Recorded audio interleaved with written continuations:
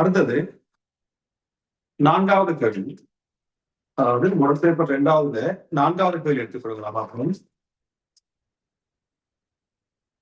நேர்கோட்டின் வழியே இயங்கும் துணிக்கை ஒன்றினது இடப்பெயர்ச்சி நேர வரைப்பு அருகே தரப்பட்டுள்ளது. இத்துணிக்கை ஆகிய நேரங்களின் போதான, அதாவது ஓசி சிபி நேரங்களின் போதுள்ள வேகங்களிடையேயான விகிதம். ஆக இந்த கேள்வியை பொறுத்த வரைக்கும் இடப்பெயர்ச்சி நேர வரைவுக்குரிய படித்திறன் தான் வேகவிலை. அதாவது இடப்பெயர்ச்சி நேரம் வரைகிறது அந்த வரைவு சாய்ந்த கோணத்தில் தான் பெருமானம் வந்து என்ன வரைக்கும் போது சாய்ந்த கோணம் வந்தா கிடைவுடன் சாய்ந்த கோணத்தின் தான் பெருமானம் வந்து அவருக்குரிய படித்திறனை தரும். அந்த படித்திறன் இடப்பெயர்ச்சி நேர வரைவாக என்ன வரைக்க போது அது வந்து வேகமா அறிக்கப்படும். சோ இப்ப பாருங்க, ஓவில் இருந்து சி வரைக்கும் இங்க பெருமானங்கள் தரப்படல, ஆனா நேரடியாக கோணங்கள் தரப்பட்டீங்க. ஓவில் இருந்து சி வரைக்கும் அது இங்க. சோ இது ஓ, இது சி, இது இந்த கோணம் 60 பாகை, இந்த கோணம் 30 பாகை. ஆக இது இடப்பெயர்ச்சி நேரம். கேள்வி வந்து இந்த நேரத்திற்கும் இந்த நேரத்திலையும் இது போற இந்த வேகங்களுக்கு இடையிலான விகிதம் என்றது இவருக்குரிய படித்திறனுக்கும் இவருக்குரிய படித்திறனுக்குமான விகிதம். சோ இவருக்குரிய படித்திறன் இந்த கோணத்தின் தான் பெருமானம், அதே போல இவருக்குரிய படித்திறன் இந்த 30 பாகையிலிருந்து தான் பெருமானம். ஆகவே இந்த வேகங்களுக்கு இடையிலான விகிதம், வேகம் ஓவிலிருந்து சிக்கும் அதே நேரம் வேகம் சியிலிருந்து பிக்குமான விகிதம் நேரடியாக சொல்லலாம் தான் 60க்கும் தான் 30க்குமான விகிதம். ஆக தான் 60 வந்து வர்க்கமூலம் 3, கீழே தான் 30 வந்து 1 கீழ் வர்க்கமூலம் 3. வரப்போறது 2க்குமான விகிதம் 3, வர்க்கமூலம் 3 வர்க்கமூலம் 3 வர்க்கம். ஆக 4வது விட வந்து 3 2வது விட. அடிப்படையான கேள்வி, ஒரு அடிப்படையான தியரியோடு சம்பந்தப்பட்ட கேள்வி.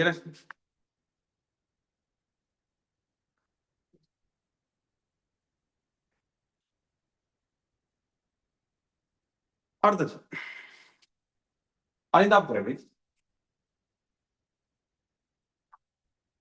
நம்ம இன்றைய கிளாஸ்ல வந்து இந்த பேப்பரை முடிக்குமா, அடுத்த கிளாஸ்ல இருந்து தான் மற்ற பேப்பர் ஸ்டார்ட் பண்ற மாதிரி இருக்கு. மற்றது இனி வர போற பேப்பர் எல்லாத்துக்கும் அந்த பாஸ்வேர்ட் போட்டு, இப்ப நான் பிடிஎஃப் ஓபன் பண்றதுக்கு பாஸ்வேர்ட் போட்டு இருப்பேன், நான் பாஸ்வேர்ட் அனுப்பிவிடுறேன் நம்மளுக்கு. அடுத்தது 5வது கேள்வி. நேரான பாதை வழியே ஓய்விலிருந்து இயங்க ஆரம்பிக்கும் துணிக்கையின் மீது தொழிற்படும் தேறிய விசை நேரத்துடன் மாறும் விதம் அருகே காட்டப்பட்டுள்ளது. ஆக துணிக்கைக்கான தேறிய விசையானது நேரத்துடன் மாறுகின்ற விதம். இதன் வேகம் நேரத்துடன் மாறும் விதத்தை குறிப்பது. சரியா? எந்த வரைவு வந்து வேகம் வந்து நேரத்தோட மாறுகின்றத குறிக்குது. இப்ப தரப்பட்டது விசைக்கும் நேரத்துக்குமான வரைவு. அதாவது தேறிய விசை, உலக விசை, அது தொழிற்படுகின்ற சமப்படுத்தப்படாத விசை, இந்த மாதிரியான வார்த்தைகள் எல்லாம் பயன்படுத்தலாம். ஆக நம்மளுக்கு தெரியும், ஏதாவது ஒரு துணிக்கைக்கு சமப்படுத்தப்படாத விசை, குறிப்பிட்ட துணிக்கையாக இருந்தால் அது திடீர் வந்து மாறிலியாக காணப்படும். ஆக சமப்படுத்தப்படாத விசையானது அதன் ஆரம்பங்களுக்கு வீதசமனாக காணப்படும். சோ நம்மளுக்கு இங்க எஃப்டி கிராஃப் விசை நேர வரைவு தரப்பட்டா அந்த விசை நேர வரைவு அதே மாதிரியான வடிவம் தான் ஆரம்பங்கள் நேர வரைவாக இருக்கு. சரியா? ஏன்னா திடீர் வந்து மாறாதது, அதே மாதிரியான வடிவம் இருக்குமே தவிர பெருமானம் அதே பெருமானம் இருக்காது. காரணம் தெளிவுக்கு ஏற்ற மாதிரி பெருமானம் மாறும். ஆக இங்க தரப்பட்ட வரைவு பாருங்க, விசைக்கும் நேரத்துக்குமான வரைவு.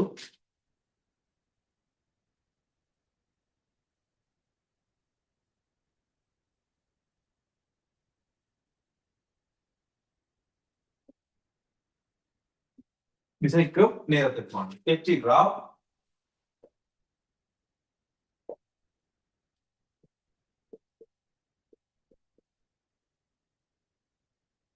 இந்த மாதிரியாக இருக்கு.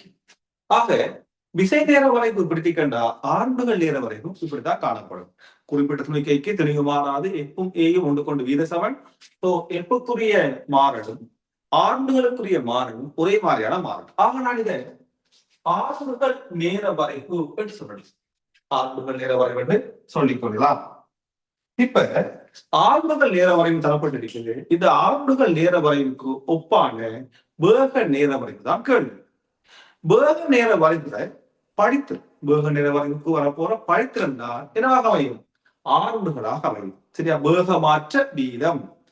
சோ ஆறுகளாக அமைய போது இப்ப பார்ப்போம். இதுல இந்த டைம் வரைக்கும் இந்த T1 என்ற நேரம், இது T2 என்ற நேரம். சரியா?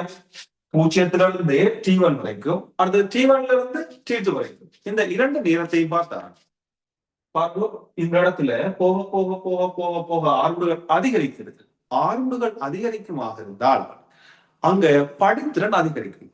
அதே நேரம் இது நேர்பெருமானங்கள், நேர்பெருமானம். அதாவது இந்த நிலைமையோ சரி, இந்த நிலைமையோ சரி, நேர்பெருமானம். ஆகவே வேக நேர வரைவுல வரப்போற படித்திறன் நேர்பெருமானமாக அமையும் என்றால் நம்ம அங்க கருதுகின்ற தொடரி வந்து கூர்கோணம் அமைக்கணும். சோ பெருமானம் கூடும். ஆக இந்த மாதிரியாக இந்த மாதிரியான ஆரம்பம் ஆரம்பத்தோடும் இது பாத்தீங்கன்னா இங்க இருந்த சாய்வுல போக போக போக சாய்வு அதிகரித்த வண்ணம் செல்கின்றது. சரியா? அதாவது உதாரணமா இந்த மாதிரி வார சந்தர்ப்பத்துல இங்க இருக்கிற சாய்ந்த கோணத்தை விட இங்க சாய்ந்த கோணம் அதிகம். சரியா? சாய்ந்த கோணம் அதிகம். அதனால படித்திறன் அதிகரிச்சு கொண்டு போகும். அதே நேரம் சாய்ந்த கோணம் கூர் கோணம். அதனால படித்திறன் வந்து நேர்படுவதை விடையது. அதுக்கப்புறம் பார்ப்போம். இந்த T1 என்ற நேரத்துக்கு இது T1 வரைக்கும், இது T1 என்ற நேரம் வரைக்கும்.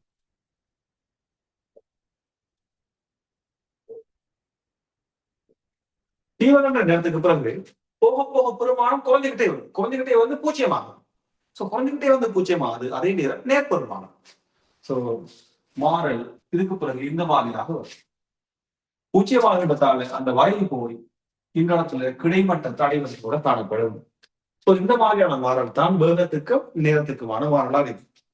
அப்படி இருக்க போற மாறல் முதலாவது.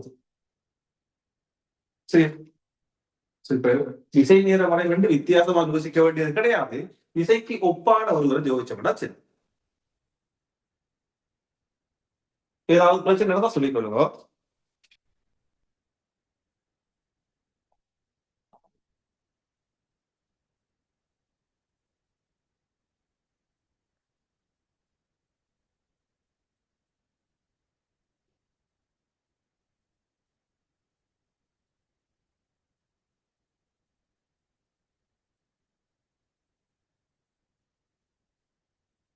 அடுத்த கேள்வி, ஆறாவது கேள்வி. ஆறாவது பார்ப்போம். கடல் மட்டத்திலிருந்து ஆரம்பத்தில் பாருங்களா, நான் பெரும்பாலும் சொல்லியிருப்பேன். நீங்க எப்பவுமே நம்ம கேள்வி செய்ய முதல் அந்த கேள்வியை நீங்க செய்து பார்த்து வர்றதுதான் ரொம்ப நல்லம். செல்லியோ பிள்ளைகள் செய்து பார்க்கறது நல்லது. கடல் மட்டத்திலிருந்து 550 மீட்டர் உயரத்தில் உள்ள நீர் தேக்கத்திலிருந்து கடல் மட்டத்திலிருந்து 50 மீட்டர் உயரத்தில் உள்ள மின் புறப்பாக்கி தொகுதி ஒன்றுக்கு செகண்டுக்கு 2000 கிலோகிராம் எனும் வீதத்தில் நீர் வழங்கப்படுகிறது. சரியா? 2000 கிலோகிராம் எனும் வீதத்தில் நீர் வழங்கப்படுகிறதாம் செகண்டுக்கு. மின்புறப்பாக்கி தொகுதியில் திறன் 80% எனில் மின்புறப்பாக்கியிலிருந்து பிறப்பிக்கப்படும் உயர் மின்படு யாது? சரியா? உயர் மின்படு. யாரும் செய்திருந்தா என்ன விட வரும் இருக்கு? யாரும் அனுப்பி கொள்ளுங்க பார்ப்போம். யாரும் செய்திருந்தா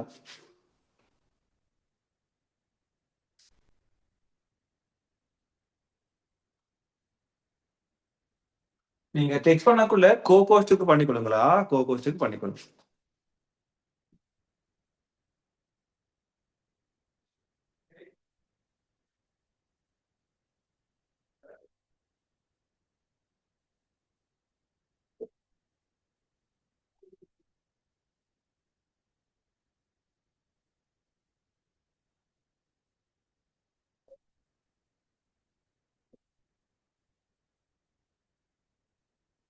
ஆக சொல்லப்பட்ட விடயத்தை பார்ப்போம். கடல் வட்டம் ஒரு குறிப்பிட்ட மட்டத்திலிருந்து, சரியா? கடல் வட்டம் இந்த கடல் வட்டத்திலிருந்து 550 மீட்டர் உயரத்தில் உள்ள நீர்த்தேக்கத்தில் இருந்து.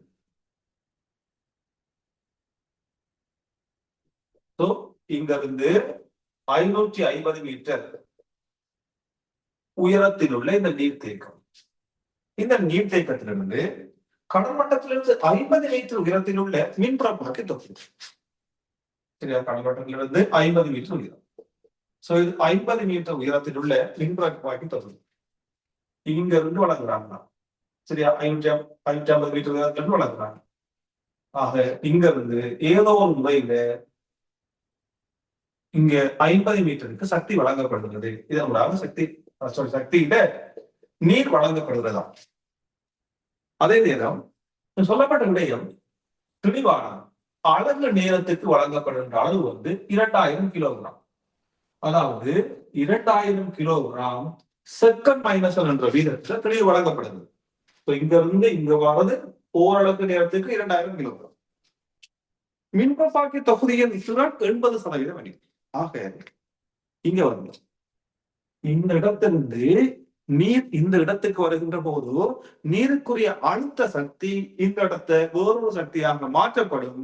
அது திறன் இந்த மின்பரப்பாக்கி தொகுதியில திறன் 80% என்ன அர்த்தம் என்றா, இவர்களிருந்து பெற்றுக்கொள்ளுகின்ற சக்தியின் 80% சக்தியை அது மின்சக்தியாக மாற்றும். நம்மளுக்கு கிடைக்க போற பயன்பட போற சக்தியாக மாற்றும்.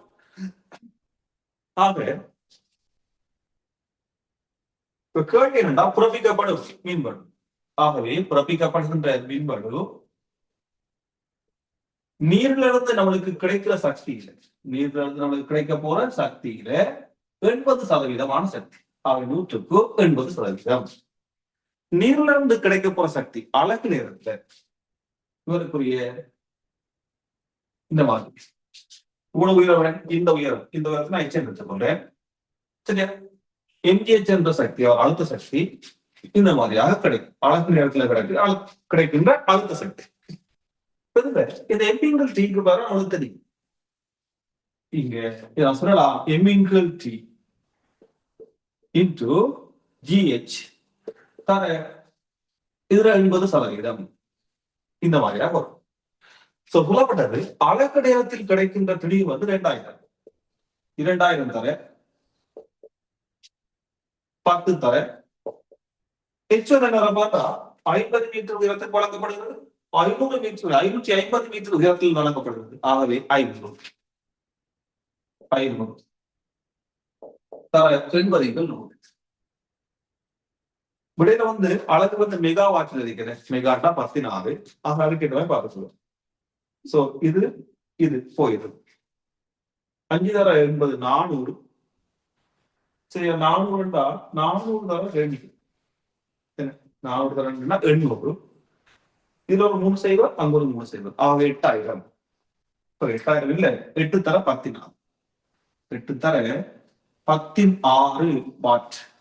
So 8 megawatt. இங்க பிறப்பிக்கப்படுவது 8 மெகாவாட் என்ற மின்சக்தியா இருக்குமா, அழகு நேரத்தில் பிறப்பிக்கப்படுகின்ற சக்தியா இருக்கு. நோட் பண்ணிக்கொள்ளுங்க.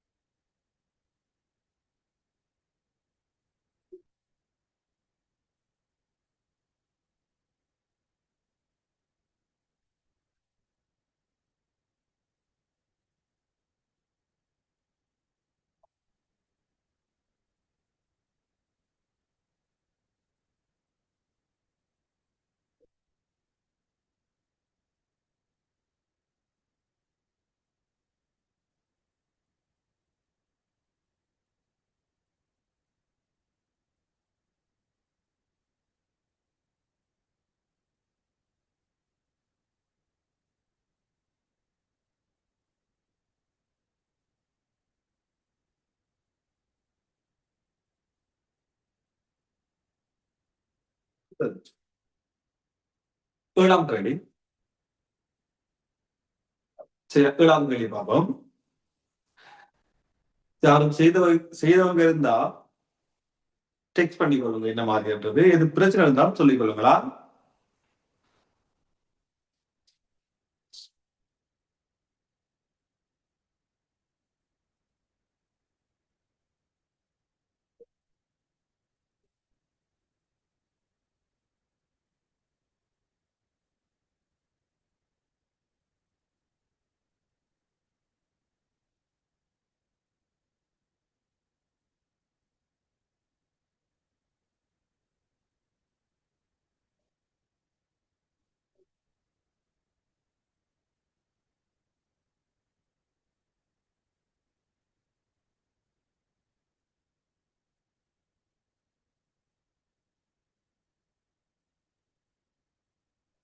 சம பருமனுடைய காவிகள் இரண்டினது கூட்டுத்தொகையின் பருமன் அக்காவிகளில் பருமனின் வர்க்கமூலம் 3 மடங்காக காணப்பட்டது. கூட்டுத்தொகை.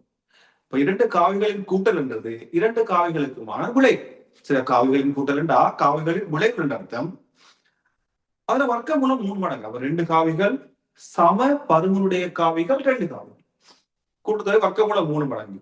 இக்காவிகளின் வித்தியாசத்தின் பருமன் அக்காவிகளின் பருமனின் எத்தனை மடங்காக காணப்படும்? சரி, அந்த காவிகள் பருமன்ல எத்தனை மடங்காக காணப்படும்?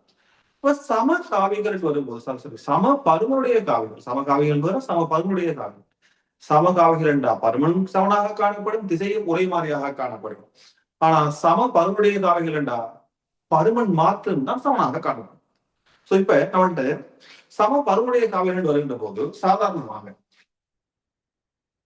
இது காவிகள், இந்த பக்கமாக பி எனும் காவி, இந்த பக்கமாக பி எனும் காவி, இடைப்பட்ட கோணம் தீட்டா. தொழிற்படுமாக இருந்தால் குறிப்பிட்ட புள்ளி ஓவுல இந்த மாதிரியாக தொழிற்படுமாக இருந்தால் இந்த இரண்டு காவிக்குமான விளைவுக்காக நம்ம நேரடியாக சொல்லலாம். இரண்டையும் இருசமன் கூறுட்டமா, இந்த கோணத்தை இருசமன் கூறுட்ட மாதிரி போக போகும். அதே நேரம் அது 2p cos இடைப்பட்ட கோணத்தை அரைவாசி இந்த மாதிரி. இப்ப இந்த சமகாவிகளை பொறுத்தவரைக்கும் நம்மளுக்கு சில விடயங்கள் பழக்கப்படுமா, செய்ய பழக்கப்படும், ஞாபகம் வச்சுக் கொள்ள வேண்டிய தேவை கிடையாது. சில இடம் பழக்கப்பட்டு உதாரணம் சொல்ல போனா ஒரு நிலைமை கொண்டு கொண்டு செங்குத்தாக தொழிற்படுது. பிஎனும் காவி என்று கொண்டு கொண்டு செங்குத்தாக தொழிற்படுமாக இருந்தார். இது பரப்போற விடையும் காவி இந்த மாதிரி போகும். இடைப்பட்ட கோணம் அமாவாசையால் கழிக்கும் 45 இருக்கும். அது பிரச்சனை கிடையாது நம்மளுக்கு. சோ வரப்போறது வர்க்க மூலம் 2p ஆக இருக்கு. அதாவது ஒரு காவியினது வர்க்க மூலம் 2 மடங்காக இருக்கு. இதே போல வேற கோணம் உதாரணத்துக்கு பொதுவாக வரப்போறது செங்கோணம் 60 பாகை 120 பாகை பார்த்துக்கிறது. சரியா? இதுவே 60 பாகை தொழிற்படுமாக இருந்தா பிஎனும் காவி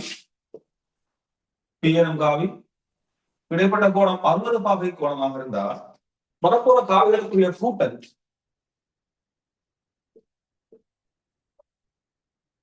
வர்க்க மூலம் 3p ஆக இருக்கு. மூலம் 3 மடங்காக இருக்கு. அதாவது 2p cos theta by 2 போட்டு கொண்டா வர்க்க மூலம் 3p வரும். அதே போல 120 பாகை p எனும் காவி, இந்த பக்கமாக p எனும் காவி, இடைப்பட்ட கோணம் 120 பாகை. இந்த மாதிரியாக இருக்குவாங்க. விளைவு அதே பருமனாக காணப்படும். இந்த மாதிரி சொல்லலாம். இது பொதுவா பழக்கப்பட போறது. எந்த கேள்வியை பொறுத்த வரைக்கும் வர்க்கமூலம் 3 மடங்குண்டா நம்மளுக்கு உடனே ஒரு தீர்மானம், நமக்கு வர வேண்டிய தீர்மானம் என்னண்டா வர்க்கமூலம் 3 மடங்கு ஆக இடைப்பட்ட கோணம் 60 பாகை வர வேண்டியிருக்கு. இல்லாத பட்சத்துல ஒரு பிரச்சனையும் கிடையாது. நம்மளோட சமன்பாடு 2p cos theta by 2 இதுதான் விளைவு. இது சமயம் எத்தனை மடங்கா? அந்த காவியை போல வர்க்கம் மூலம் 3 மடங்கா? சோ வர்க்கம் மூலம் 3 மடங்கு. பி என்பது காவி, அதை போல வர்க்கம் மூலம் 3 மடங்குதான் விளைவாக இருக்கப்படும். ஆக பி கேன்சல் என்றா cos theta by 2 cos thetaவின் 2 இங்க வர்க்கம் மூலம் 3 கீழே 2 ஆக தீட்டாவின் 2 வந்து 30 பாகைக்கு சமனாக காணப்படும். தீட்டா வந்து 60 பாகையாக காணப்படும். இந்த மாதிரியான தீர்மானத்தை வரலாம். சரியா? ஆனா இவ்வளவு செய்து எடுக்கிறத விட இதனால காலப்போக்குல பழக்கப்படுகின்ற காரணத்தால 60 பாகை உடனே தீர்மானத்துக்கு வாது சிறந்ததாக அமையும். அதுக்காக பாடமாக எடுக்கிறது கிடையாதா? சரி, மனம் செய்வது கிடையாது. இப்ப கேள்வி வந்து இது கிடையாது. கேள்வி வந்து இங்க இது கேட்கப்படல. கேட்கப்பட்ட கேள்வி வந்து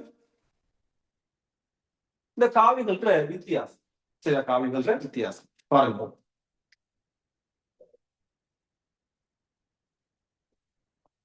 தேவையா? தேவையானது நோட் பண்ணி கொடுங்களா?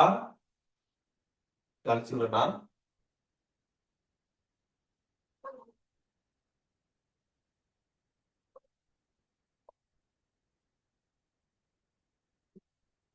இந்த இடத்துல இந்த இரண்டு காவிகள் இப்படி வச்சுக்கணும். இந்த பக்கமாக பி எனும் காவி 60 பாகை கோணத்துல பி எனும் காவி. இது 60 பாகை கோணம். இங்க இருக்க போற இடைப்பட்டதாக போகும் வர்க்கமூலம் 3 பி. இது காவிகளோட கூட்டு. இந்த காவியதும் இந்த காவியதும் கூட்டு. உதாரணமா சொல்றேன், இது ஏ காவி, இது பி காவி. இவ வந்து ஏ சக பி காவியாக இருக்கு. ஏ சக பி காவி. இப்ப நம்மளோட கேட்ட கேள்வி வந்து ஏ சக பி காவி. சரியா? ஆக இந்த இடத்த பாருங்களா, ஏ காவியிலிருந்து பி காவியை கழிக்கிறதுன்றது ஏ காவியோட நான் கூட்ட போறேன் மைனஸ் பி காவிய. இதான் அதாவது ஏ காவினதும் மைனஸ் பி காவினதும் விளைவில் தான் இப்ப கேள்வி. ஆக இந்த இடத்துல இந்த பி காவிய மைனஸ் பி காவியன்னா திசை மாத்திரம் அர்த்தம். திசை வந்து எதிராக போகுதுன்னு அர்த்தம். சோ இப்ப நான் இந்த பக்கமா கொண்டு வரேன்.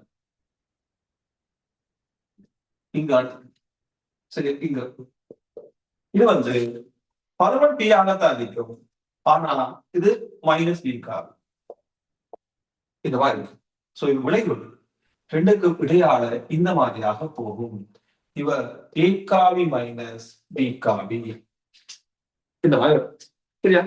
ஆனா இப்ப இந்த காவிக்கும் இந்த காவிக்கும் இடையிலாக கோணம் வரப்போகுது 120 பாகை. 120 பாகை என்றால் விளைவு என்னவாக போகுது? அதே பி காவியா தான் இருக்கு இந்த விடையில். அல்லது 2 பி கோஸ் 120 2 2 பி கோஸ் 60 பயன்படுத்திக் கொள்ளலாம். இந்த மாதிரியா அமையும். சரியா? எத்தனை மடங்கு? இந்த காவியம் போல ஒரு மடங்கு. அதே அளவுதான் பருமன்ல சமம். இன்னும் சொல்ல போனா 2 காவிகள் ஏ காவி சக பி காவி அவங்களுடைய விளைவுகளுக்கும் பருமன் சமனா இருந்தா ஏ சக பி காவிய விளைவுகளுக்கும் ஏ சயனி காவிகளின் கூட்டலுக்கும் காவிகளின் வித்தியாசத்துக்கு இடையான கோணம் கூட வரும்டா. எப்பவும் அது இடைப்பட்ட கோணம் என்ன வாய்ந்தா கூட இந்த கோணம் வந்து எப்பொழுதுமே 90 பாகையாக வரும். இது 90 பாகையாக அமையும்.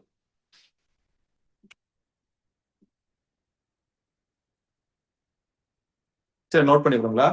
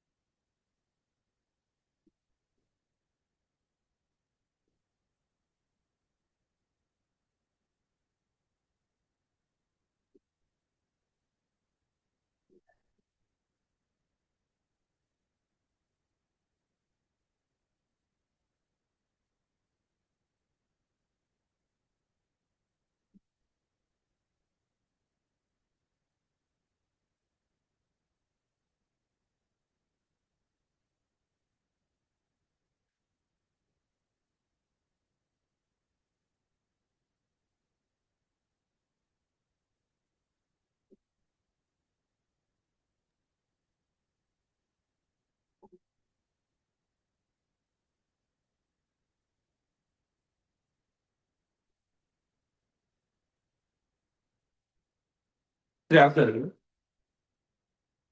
அடுத்த கேள்வி பார்ப்போம். ஆக அல்சிவத்தை 8வது கேள்வி.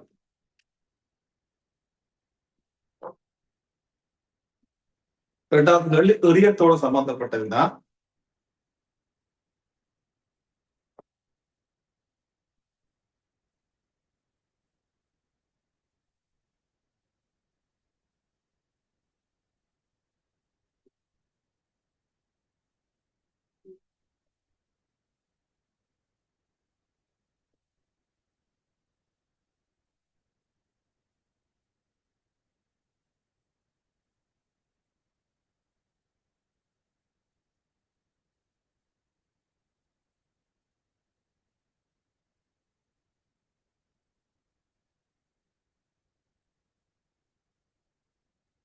இதை பார்ப்போம். குறித்த கோணங்களில் எறியப்பட்ட 2 துணிக்கைகளின் படத்தை பாத்தீங்கன்னா தெரியும். துணிக்கை 1, துணிக்கை 2 எறிய பாதைகள் அது இங்கே தரப்பட்டுள்ளன. இவற்றின் ஆரம்ப வேகங்கள் முறையே U1ம் U2வும், பரப்பு நேரங்கள் முறையே T1ம் T2வும் ஆகும். இப்ப அந்த படத்தை பார்த்தா விளங்கும் உங்களுக்கு. அந்த படத்துல இரண்டுக்குமான அந்த இரண்டு துணிப்புகளுக்குமான நிலைக்குத்து இடப்பெயர்ச்சிகள் சமம். சோ நிலைக்குத்து இடப்பெயர்ச்சிகள் சமனாக ஆக என்னென்ன முடிவுக்கு என்னென்ன தீர்மானத்துக்கு வரலாம்னு பார்ப்போம். இந்த கிடைத்தளம், இந்த கிடைத்தளத்திலிருந்து ஒரு துணிக்கு இந்த மாதிரியாக ஒன்று வீசப்படுகின்றது. அதே நிலைக்குத்து வரத்தக்கதாக இந்த மாதிரியாக ஒன்று வீசப்படுகிறது. இது முதலாம் துணிக்கை, இது இரண்டாம் துணிக்கை.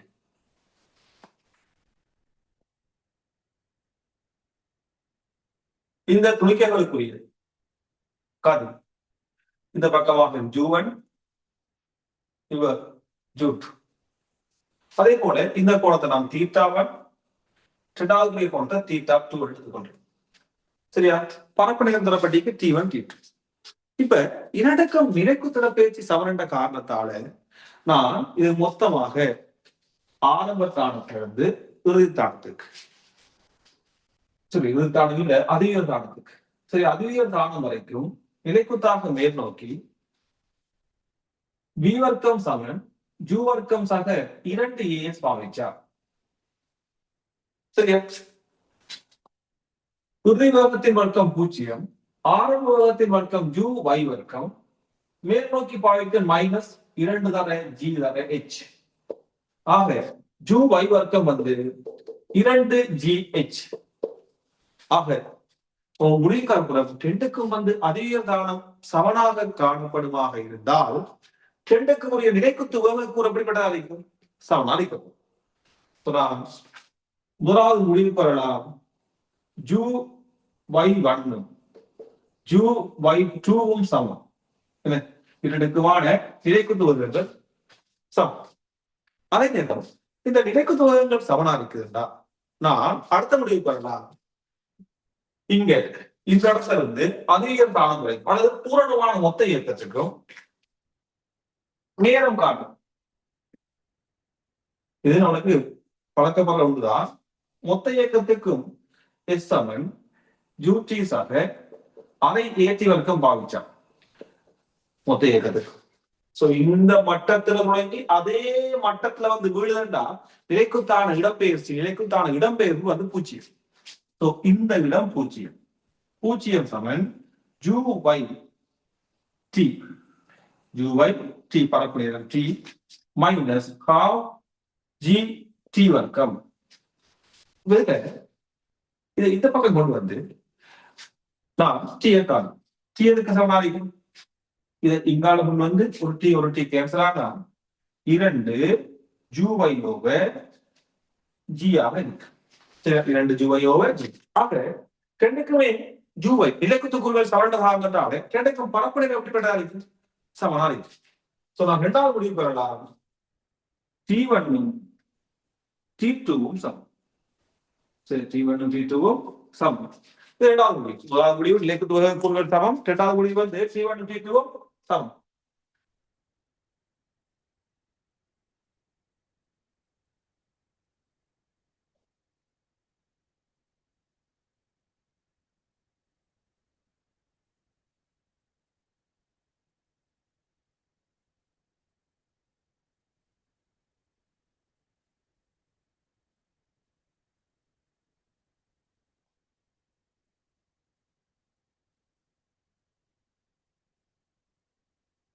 சோ இப்ப இதை பார்த்தோன்னு சொல்லலாம் A கூற்று சரியானது T1 T2. இப்ப அடுத்தது U1 U2 பத்தி கண்டுபிடிச்சா சரி. ஆனா U1 U2ல நிலைக்குத்து வேக கூறுகள் சமன். கிடைவகை கூறுகளை பார்ப்போம். கிடையாக S7 UT பாயும். கிடையாக S7 UT இயக்கத்துல வந்து கிடையாக வந்து எந்த விதமான ஆர்டர்களும் தொழிற்படாது. காரணம் எந்த விதமான தடைவிசையும் விதிக்காது வழித்தடைய புறக்கணித்தார். சோ கிடைவகம் சீரானது. S7 UT பாய்ச்சி கொண்டு இப்ப இந்த இடத்துல S7 UT கிடைவீச்சு ரெண்டுக்குமே sin சமன். ஆகவே கிடைவீச்சு R சமன் கிடைவகம் UX கரெக்ட் டைம். ஆனா இந்த இடத்துல நம்மளுக்கு தெரியும் ரெண்டுக்கும் வந்து பரப்பு நேரம் சமன். பரப்பு நேரம் சமன் என்றால் யாருக்கு கிடைவீச்சு பெருசோ அவருக்கு தான் கிடைவக கூறு பெருசாக இருக்கு. ஆக இரண்டாவது துணிக்கைக்குரிய கிடைவக கூறு பெருசு. சோ இந்த இடத்தை நம்ம முடிவு பெறலாம். கிடைவக கூறு முதலாவதை விட கிடைவக கூறு இரண்டாவதுக்கு பெரியது. அவ்வளவுதான். ரெண்டுக்குமே நெருக்கத்துவக கூறு சமம். கிடைவகம் இரண்டாவதுக்கு பெருசுண்டா ரெண்டுக்குமான விளைவு வேகம் யாருக்கு பெருசா இருக்க மாட்டாங்க, இரண்டாவது தான் பெருசா இருக்கு. ஆகவே நான் சொல்லலாம் U1 விட U2 பெரியது. இந்த மாதிரி சொல்லணும். விட வந்து T1 T2 7, U1 வந்து U2 விட பெரியது. சரியா? சரி. ஓ U1 விட வந்து U2 சரி, U1 விட U2 பெரியது. ஆக இப்ப கேள்வி என்னன்னா மேலுள்ளவற்றின் பிழையானது. மேலுள்ளவற்றின் பிழையானது. சோ இங்க ஏ மட்டும்தான் சரி, ஏ மட்டும்தான் சரி என்றா பிழையானது ஏனைய மூணு பிசிடி ஆகியன மாத்திரம்.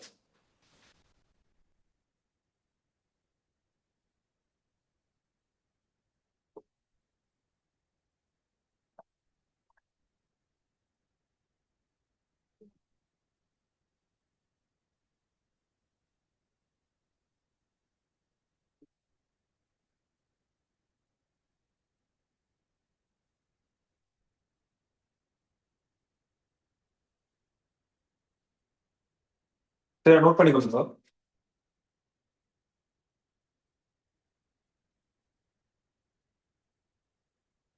இப்ப எப்பவுமே பிசிக்ஸை பொறுத்த வரைக்கும் எப்பவுமே நம்மளுக்கு ஒரு கேள்வி செய்யக்குள்ள அது விளங்கிக் கொள்ற மாதிரி இருந்தாலும் அதே மாதிரியான இன்னும் ஒரு கேள்வி செய்யக்குள்ள சில நடுமாற்றங்கள் வரலாம். ஆனா நம்ம அதிகளவான கேள்வி செய்ய செய்ய செய்ய செய்ய செய்ய நம்ம என்ன செய்யணும்டா அந்த கேள்வியோட சம்பந்தப்பட்ட எல்லா பூரணமான அறிவையும் பெற்றுக் கொள்வோம். அப்ப அப்படியான அதிகளவான கேள்வி செய்யறவங்க ஒரு காலகட்டத்துக்கு பிறகு ஒரு மாதம், ஒரு 2 மாதம், ஒரு 6 மாதம், 7 மாதம், ஒரு வருஷமோ அதுக்கு பிறகு எந்த விதமான கேள்வி இருந்தாலும் நீங்க செய்யக்கூடிய ஆற்றலை பெறுவீங்க. அதாவது அது இன்னும் ஒரு ஆள் உங்களுக்கு தொடர்ச்சியா செய்து காட்டக்கூடாது, நீங்களா செய்ய வேண்டியிருக்கு. சரியோ பிள்ளையோ நம்ம முயற்சி செய்ய வேண்டியிருக்கு. சரியா? ஆக நம்ம இந்த பேப்பர் நான் உங்களுக்கு ஒவ்வொரு தடவை முதல் பேப்பர் அனுப்பியிருந்தா கூட நான் செய்து காட்டுறது நீங்க செய்யறது ரொம்ப நன்மா செய்துதான் வரணும். சரியோ பிள்ளையோ நீங்க செய்துதான் வரணும். அடுத்தது 9ஆம் வெளிப்பாடு.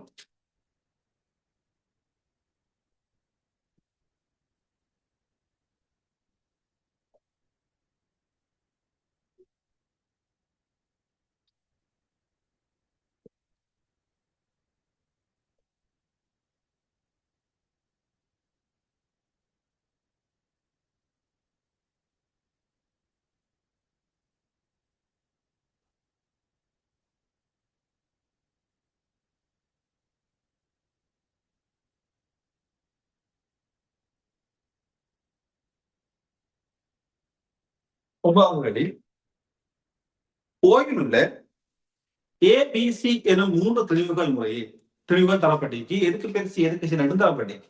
ஏயை விட பி சிறியது, பியை விட சி சிறியது எனும் தெளிவுகளை உடையது. சி வந்து சிறிய தெளிவு.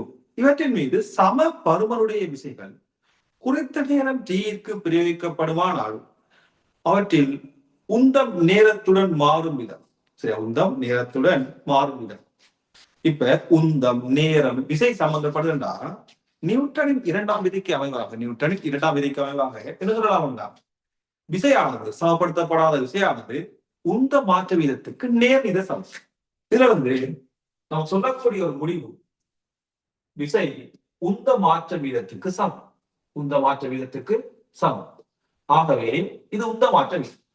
உந்த மாற்ற வீதம்டா இங்க உந்தத்துக்கும் நேரத்துக்கு தானே வரைவு வரைப்பட்டீங்க.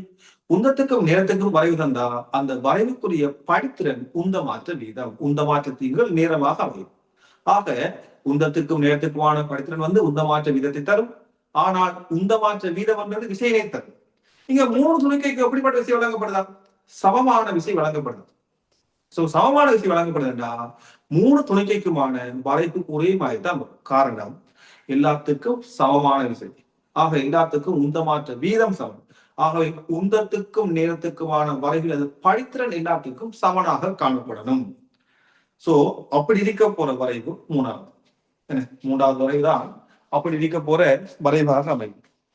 பாருங்க இதுல இதுல ஒவ்வொன்றுக்குமான சாய்வு வித்தியாசம், ஒவ்வொன்றுக்குமான படித்திறன் வேறுபட்டது. அப்போ ஒவ்வொன்றுக்குமான முதலாவதுல ஒவ்வொன்றுக்குமான உந்த மாற்ற வீதம் வேறுபட்டது. அதே போலதான் இரண்டாவது. மூணாவதுல பாத்தீங்கன்னா எல்லாமே ஒரே வரை வேண்டா, 3 பேருக்குமான உந்த மாற்ற வீதம் சமன், தொழிற்பட போற விசை சமம். நாலாவதுல கிடையாக காணப்படுகின்ற வரைவு பூஜ்ஜியம், படித்தல் 0 அர்த்தம், உந்த மாற்ற வீதம் 0 அர்த்தம். சோ விட மூன்றாவதாக அமையும்.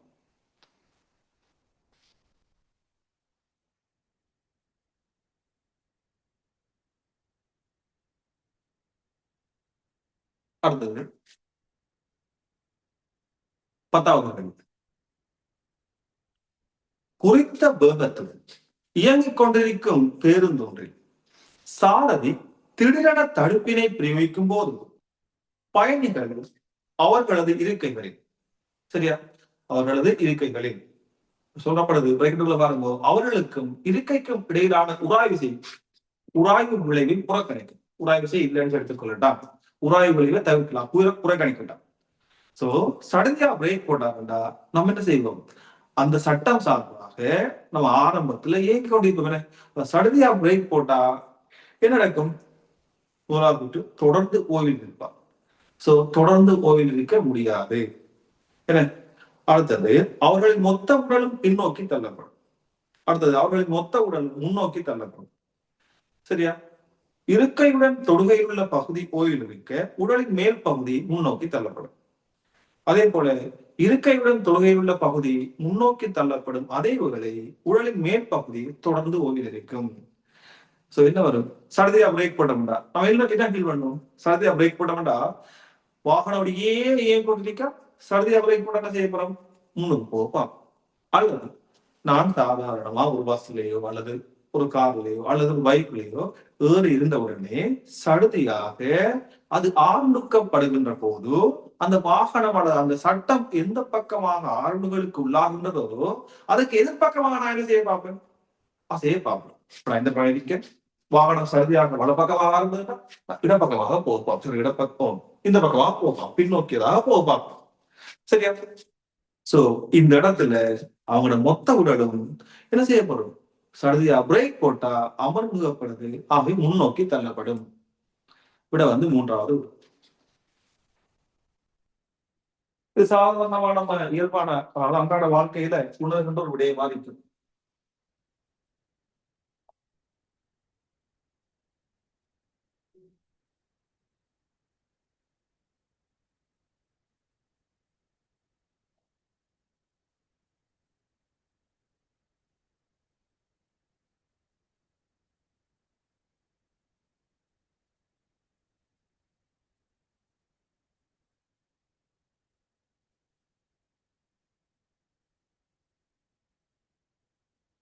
அடுத்தது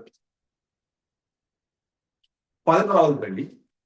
கிரிக்கெட் போட்டிகளில் வீரர்கள் பந்தினை பிடிக்கும் பொழுது அவர்களது கைகளை சற்று கீழே தாழ்த்துவர், ஏனெனில். இப்ப இந்த இடத்தை பார்ப்போம். சாதாரணமா இப்ப நீங்க கிரிக்கெட் பாக்குற ஆக்களா இருந்தா ஒரு பந்து வாரத்து நிற்பதுல அந்த பந்தை இப்படியே கை வச்சு பிடிக்காம என்ன செய்வாங்கடா, இந்த மாதிரி கொஞ்சம், அதாவது பந்த பிடிக்கின்ற அந்த தருணத்துல கையில கொஞ்சம் அப்படியே பின்னோக்கி இழுக்க பார்ப்பாங்கன்னு, அந்த பந்தோட சேர்த்த மாதிரி பந்தை மட்டுமட்டும் அப்படியே தொட்டுக்கொண்டு வார மாதிரி பின்னோக்கி இழுக்க பார்ப்பாங்க. இப்ப அடிக்கடி பாக்குற விடயமா இருந்துச்சுன்றா கிரிக்கெட், அதுல விக்கெட்டுக்கு பின்னால இருக்கிறவங்க, சரியா, இப்ப அந்த இடத்துல இருக்கிறவங்க அதிகளவா இந்த விடயத்தை செய்யறத பார்ப்பாங்க. ஏன்னா அதிகளவாக மிஸ் ஆகிற பந்து எல்லாம் பின்னோக்கி தான் போகும், அதை பிடிக்க பார்ப்பாங்க. அல்லது பந்தை பிடிக்கும் போது கெச் பண்ணக்குள்ள, சரியா, கெச் பண்ற சந்தர்ப்பத்தில் என்ன செய்வாங்கன்னா இந்த மாதிரி பிடிச்சு இப்படி பின்னோக்கி தான் கை எழுத பார்ப்பாங்க. காரணம் என்னன்னா, இப்ப பந்து ஒரு குறிப்பிட்ட வேகத்தோட வருது, பந்தை பிடிச்ச உடனே வேகம் என்னவாக போகுது, 0 போகுது. ஆக பந்துக்கு ஒரு உந்த மாற்றம் ஏற்பட போகுது. அப்ப உந்த மாற்றம் இருக்கண்டா அங்க உந்த மாற்ற வீதம் இருக்கு, உந்த மாற்ற வீதம் இருக்க போகுது. ஆனா உந்த மாற்ற வீதம் என்றது என்னவாய்க்கும், விசையாக இருக்கும். ஆக ஒருவர் பந்தை பிடிக்கக்குள்ள அவரது கையில ஏற்படுத்தப்படுகிற விசையை குறைக்கணும்டா அந்த பந்துல உந்த மாற்றம் ஏற்பட போற நேரம் எப்படி இருக்கணும்னா அதிகமா இருக்கணும். உந்த மாற்றம் அதே உந்த மாற்றம் தான், உந்தே மாற்றமா தான் இருக்கு. பந்து ஒரு குறிப்பிட்ட விதத்துல வருதுன்னா அதே விதத்துல வரப்போகுது, பிடிச்சதுக்கு பிறகு வேகம் 0 போகுது. உந்த மாற்றத்துல பருமனை மாத்திக்கிறாங்க நம்ம. ஆனா அந்த உந்த மாற்றம் ஏற்பட போற நேரம் அதிகரிச்சுட்டா இந்த மொத்த பெருமானம் என்ன செய்யும்? குறையும். மொத்த பெருமானம் குறையுதுண்டா விசை குறையுதுன்னு அர்த்தம். அப்ப அந்த நேரத்தை அதிகரிக்க செய்யறதுக்காகத்தான் இந்த மாதிரி பிடிச்ச நம்ம என்ன செய்வோம்? கையை அப்படியே பின்னோக்கி இழுக்கும். இப்ப அது ஓய்வடைய அந்த சந்தர்ப்பத்துல அது ஓய்வடைய எடுக்கிற நேரம் என்ன செய்யும்? அதிகரிக்கும். அப்படி நேரம் அதிகரிக்கிறதால அங்க உந்த மாற்ற வீதம் குறையும். சோ கையில தொழிற்படக்கூடிய விசை குறைவாக உணர்வாங்க. இதுக்காகத்தான் அந்த மாதிரி நடக்குமா? உதாரணமா இதே விஷயம்தான் நம்ம ஒரு கட்டிட உச்சியில ஏதாவது ஒரு பொருள் வருது, இல்லாட்டி யாராவது மேலிருந்து குதிக்க போறாங்கன்றா அல்லது விழ போறாங்கன்றா அவரை பிடிச்சிருந்தா பிடிக்கிறதுக்காக கீழே ஒரு பஞ்சிமத்தையோ அல்லது வலையோ பிடிச்சு கொள்வாங்க. ஆக சடுதியா நிலத்துல சடனா வேகம் பூச்சியம் வாங்கறதை விட சடுதியாக உந்த மாற்றம் ஏற்பட போறதை விட மிகவும் குறைந்த நேரம் எனக்கு உந்த மாற்றம் ஏற்பட போற நேரம் மிகவும் குறைந்த நேரமா இருந்தா விஷயம் பெருசா இருக்கு. இதுவே ஒரு வலை விரிக்கப்பட்டு அல்லது ஒரு பஞ்சிமத்தையிலே உலக்குள்ள அவர் விழுந்த உடனே கீழே நல்லா அமர்த்தப்பட்டுத்தான் ஓய்வடையும். அந்த டைம்ல அந்த நேரத்துல சந்தர்ப்பத்துல நேரம் உந்த மாற்றம் எடுக்க போற நேரம் அதிகரிக்க தொழிற்பட போற விசை குறையும். இந்த ஒரு காரணம் தான். ஆக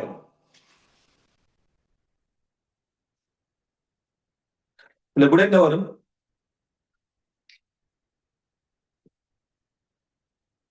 ஐந்தாவது மோதுகைக்கான நேரம் அதிகரிப்பின் கணத்தாக்கு விசை குறையும். இந்த விசை கணத்தாக்கு விசைன்னு சொல்லலாம். நேரம் அதிகரிக்கின்ற போது இந்த கணத்தாக்கு விசை என்ன செய்ய போகுது? உந்த மாற்றம் காரணமாக வரப்போற இந்த விசை என்ன செய்ய போகுதுன்னா குறைய போகுது. சோ அதான் இப்படியாக வை. ஏதாவது கேட்கறதா கேட்டுக்கொள்ளுங்க. ஏதாவது பிரச்சனை இருந்தா கேட்டுக்கொள்ளுங்க. அடுத்தது இறுதி கேள்வி. இந்த இரண்டாவது பேப்பர்ல இறுதி வினா.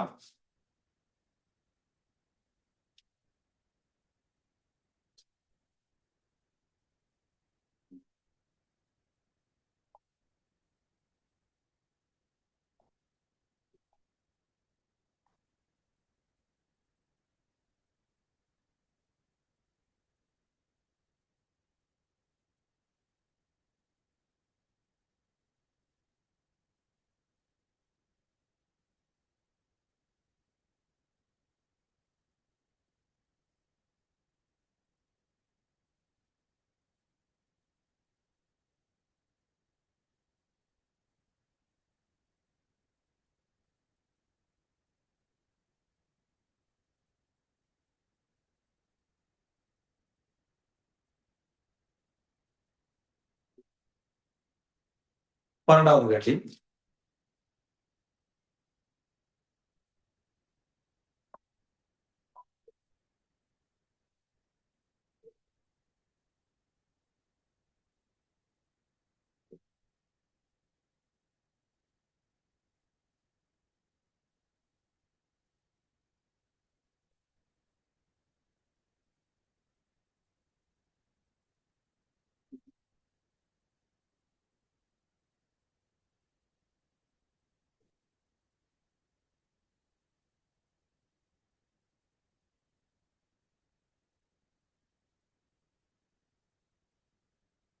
பார்க்கிறோம்.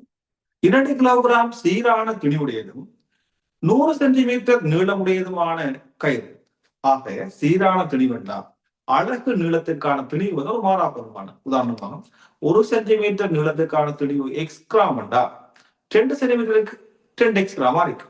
சரியா? இது ஒரு மாறாத பெருமானம். அழகு நில திணிவு ஒரு மாறிலியாக காணப்படும். 10 சென்டிமீட்டருக்கு திணிவு பை கிராமாக இருந்தா இன்னும் ஒரு 10 சென்டிமீட்டர் வரைக்கும் பை கிராமா இருக்கு. சரியா? அது நீளத்துக்கு வீதசமனாக காணப்படும். நீளத்துக்கு வீதசமனாகவும் காணப்படும். நீளமுடையதுமான கயிறு பீக்கு. இதற்கு முனைகளில் எப்பன் 4 நியூட்டன், எட்டு 3 நியூட்டன். ஆக இங்க எப்பன் எக்ஸோட தரப்பட்டு விசை எட்டு 3 நியூட்டன், எப்பன் 4 நியூட்டன். இந்த மாதிரியாக நினைக்கிறாங்க. இப்ப கேள்வி முனை பியிலிருந்து 20 சென்டிமீட்டர் தூரத்தில் உள்ள இழுவை. இங்க இருந்து 20 சென்டிமீட்டர் தூரத்துல இருக்கிற இழுவை. இப்ப இந்த இடத்துல இருக்கிற இழுவை 20 சென்டிமீட்டர். இங்க இருக்கிற இழுவை டி என்றா தீர பெருமானம் என்ன? நேரடியாக சொல்லலாம். நம்ம விளக்கமா பார்ப்போம் ஆரம்பத்துல. இங்க இந்த தொகுதிக்கு எப்சவனை பாவிச்சார். இந்த தொகுதி இடப்பக்கமாக நகரும். அந்த பக்கம் 4 நியூட்டன், இந்த பக்கம் 3 நியூட்டன் இடப்பக்கமாக நகர போது அவன் தொகுதிக்கு எப்சவனை பாவிச்சா இந்த பக்கமாக எப்சவனை பாவிச்சு கொண்டு மொத்த கைத்து பாவிச்சா இந்த பக்கம் 4, அந்த பக்கம் 3. சோ விளைவு வந்து 1 சமன் இதோட திணிவு, மொத்த திணிவு வந்து 2 கிலோகிராம். 2 தர ஆர்முகள். சோ ஆர்முகள் வந்து 0.5 metre second minus minus 0.5 metre second -2 ஆர்முகள் கண்டாச்சு. இப்ப கேள்வி வந்து பீரியட் இருந்து 20 சென்டிமீட்டர் தூரம் இவ்வளவு தூரம். இப்ப என்ன செய்யலாம்னா இவருக்கு மட்டும் நம்ம எப்சமனை இயக்க சமன்பாடு நியூட்டனின் 2ஆம் விதியிலிருந்து பெறப்பட்ட இயக்க சமன்பாடு பாதிக்கலாம். ஆனா இவருக்குரிய தெளிவு 100 சென்டிமீட்டருக்கு வந்து 2 கிலோகிராம் என்றா 20 சென்டிமீட்டருக்கு 5ஆ பிரிச்சு ஒரு பங்கா இருக்கு. So 4 kilogram. இவருக்குரிய தெளிவு எம்மண்டா 100 சென்டிமீட்டர் நீளத்துக்குரியது 2 கிலோகிராம் இருந்தா நம்மளுக்கு தேவை 20 சென்டிமீட்டருக்கு 4 கிலோகிராம். ஆக இந்த பகுதிக்கு மட்டும் நான் எப்சமனை பாவிப்பேன். இந்த பகுதிக்கு மட்டும் இடப்பக்கமாக எப்சமனை பாவிச்சா தொழிற்பட போற விசை இடப்பக்கம் மாறி போற விசை 4. எதிர் திசையில இழுவை, எதிர் திசையில இந்த இடத்துல இருக்கிற இழுவை இவர்ல இந்த பக்கம் பிடிச்சு இருக்கு டி. இது வந்து இந்த பகுதியில் ஏற்படுத்தப்பட போற இழுவை. இந்த இழுவைக்கு சமண விதமாக இந்த பக்கம் இருக்கு. அது இந்த பகுதியில் ஏற்பட போற இழுவையா இருக்கு. சோ 4 - டி சமன் 0.4 தர ஆர்முகள் தசம் 5. சோ இழுவை டி ஆனது இது தசம் 2, 0.4 தர தசம் 5 வந்து தசம் 2ஆக இருக்க போது 3.8 நியூட்டன். 3.8 நியூட்டன்.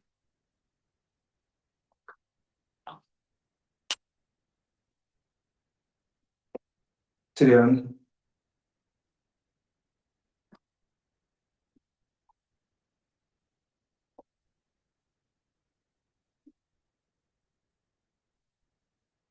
சரியா? 3.8 நியூட்டனா அதுல ஒண்ணு மாத்திக்கணும். 3.8 நியூட்டன் மாத்திக்கணும்.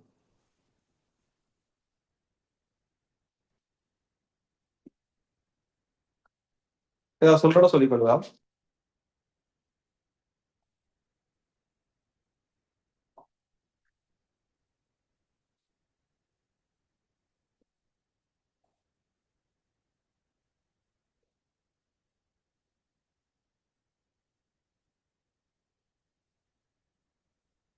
பாருங்க, ஒரு 4 - டி என்ற விலங்குகள் சொல்லியிருக்கீங்க.